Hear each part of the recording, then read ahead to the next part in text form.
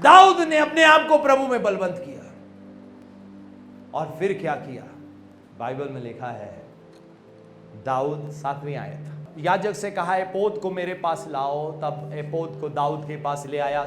उसने कहा होगा पत्थर मारने होंगे मार लेना, लेकिन मुझे पत्थर मार के तुम्हें क्या मिलेगा? तुम्हें कुछ नहीं मिलेगा। लेकिन मैं तुम्हें मौका देता हूं, आओ हम चलें, हम जाएंगे और जो कुछ दुश्मन हमसे लूट कर लेकर गया है सब वापस ले आएंगे। आमीन। अफसोस करने से फायदा नहीं होगा, हाय हाय करने से फायदा नहीं होगा, वो सारी जिंदगी रोते रहे इस दुख को लेकर, फायदा नहीं होगा। दाऊद को पत्थर मार के मार दोगे कोई फायदा नहीं होगा। फायदा तब होगा जब विश्वास में मजबूत हो जाओगे, जैसे दाऊद ने हियाब बांधा।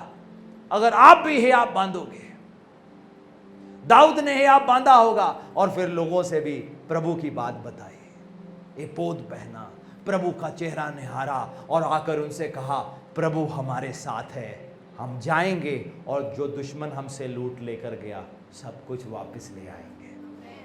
वो गए, जो कुछ दुश्मन ने लूटा था वो लाए, उसके साथ उनका भी सामान साथ में उठा कर ले आए। हालेलुया। तो एंड में उनके पास उससे ज्यादा था जितना उनके पास पहले था। इसका मतलब है अगर आपका कुछ नुकसान हुआ है वापस आएगा, लेकिन वो जब आएगा अपने साथ चुंबक की तरह और भी बहुत सारी आशीषों को जोड़ कर ले आएगा। हालेलुया। आपकी जिंदगी में ब्लेसिंग भी ऐसी है, आपको अगर लग रहा है ना थोड़ी देर के लिए खो गई, याद रखना खोई नहीं है, वो कुछ और ब्लेसिंग को बटेरने गई है ताकि वापस आपके पास और आशीष आए। आपकी जिंदगी की बढ़ोतरी ऐसे ही है। अगर नुकसान हुआ है कुड़कुड़ाना मत, कोई चीज चली गई दुनिया की तरह रोना मत, क्योंकि वो ब्लेसिंग वापस आएगी और अपने साथ और ब्लेसिंग जोड़कर लाएगी। यह है परमेश्वर की वफादारी। और यह सब तय करता है आपका एटीट्यूड, आपका स्वभाव या आपका सोच प्रभु के प्रति और आपका विश्वास। अगर दाऊद भी उनकी तरह कुड़कुड़ा देता, वो दाऊद को पत्थर मारते, दाऊद उनको पत्थर मारता, वो दाऊद को पत्थर मारते, दाऊद उनको पत्थर मारता, कुछ भी ना होता। लेकिन एक व्यक्ति ने समझदारी का फैसला किया और प्रभु को निहारा।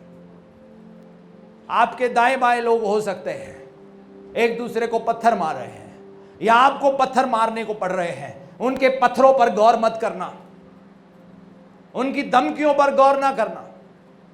आपके परिवार में आपको मुश्किल सहनी पड़ रही है, आप पर इल्जाम लग रहे हैं, उधर से नजरें हटाओ, परमेश्वर को निहारो और मत कहो ब्लेसिंग कहां गई।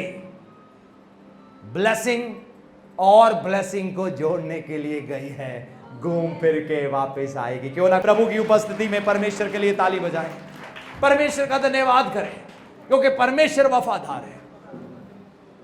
परमेश्वर वफादार है। लोग आपसे सवाल करें अब कहां गई तुम्हारी ब्लेसिंग, कहना और ब्लेसिंग को बटोरने गई है।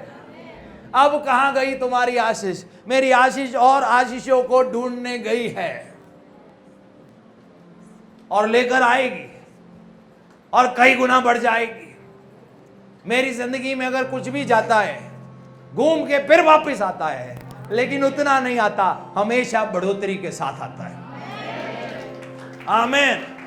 आपकी नजरों से कोई चीज दूर हो सकती है, परमेश्वर की नजरों से दूर नहीं है।